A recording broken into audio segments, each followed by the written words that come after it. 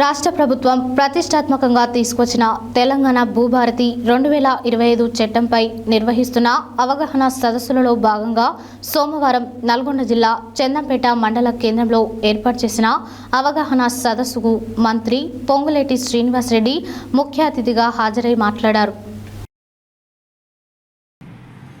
రాష్ట్ర ప్రభుత్వం ప్రతిష్టాత్మకంగా తీసుకువచ్చిన తెలంగాణ భూభారతి 2025 చట్టంపై నిర్వహిస్తున్న అవగాహన సదస్సులలో భాగంగా సోమవారం నల్గొండ జిల్లా చందంపేట మండల కేంద్రంలో ఏర్పాటు చేసిన అవగాహన సదస్సుకు మంత్రి పొంగులేటి శ్రీనివాసరెడ్డి ముఖ్య అతిథిగా హాజరై మాట్లాడుతూ భూ సమస్యల పరిష్కారానికై రాష్ట్రంలోని 4 మండలాలను పైలట్ ప్రాజెక్టు కింద తీసుకురావడం జరిగిందని, ఈ నెలాఖరు నాటికి ఈ పైలట్ ప్రాజెక్టు పూర్తవుతుందని, జూన్ 2 నుండి ఈ పైలట్ మండలాలలో వ్యవసాయ భూముల సమస్యలను శాశ్వతంగా పరిష్కరించనున్నామని తెలిపారు.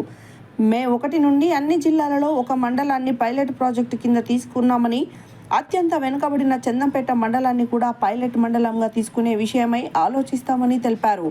జూన్ 2 నుండి ప్రతి గ్రామానికి తహసీల్దార్ స్థాయి అధికారులు గ్రామానికి వచ్చి భూ సమస్యలపై దరఖాస్తులు తీసుకుంటారని, రైతులు ₹1 కూడా చెల్లించకుండా రెవెన్యూ సమస్యలను పరిష్కరించుకోవచ్చని తెలిపారు. రైతుల భూముల సర్వే కోసం 6,000 మంది లైసెన్స్డ్ సర్వేయర్లను నియమించనున్నామని, ప్రతి గ్రామానికి ఒక గ్రామ పరిపాలనా అధికారి చొప్పున 10,695 మందిని వచ్చే నెల మొదటి వారం నుండి పంపించనున్నామని ఆయన వెల్లడించారు. ప్రతి గ్రామానికి ఆధార్ లాగే భూధార్ కార్డును ఇచ్చి ఖాతా నెంబర్ను ఇవ్వనున్నట్టు తెలిపారు.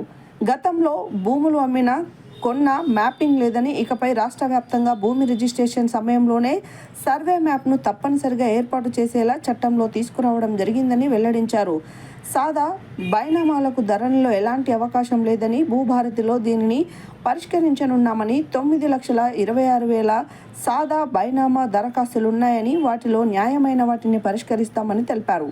ఈ కార్యక్రమంలో దేవరకొండ ఎమ్మెల్యే బాలు నాయక్, ఎమ్మెల్సీ శంకర్ నాయక్, జిల్లా collector Ila Tripathi, market committee chairman Madhava Reddy, జిల్లా ఎస్పీ శరత్ చంద్ర పవార్, దేవరకొండ అదనపు ఎస్పీ మౌనిక, ప్రజాప్రతినిధులు హాజరయ్యారు.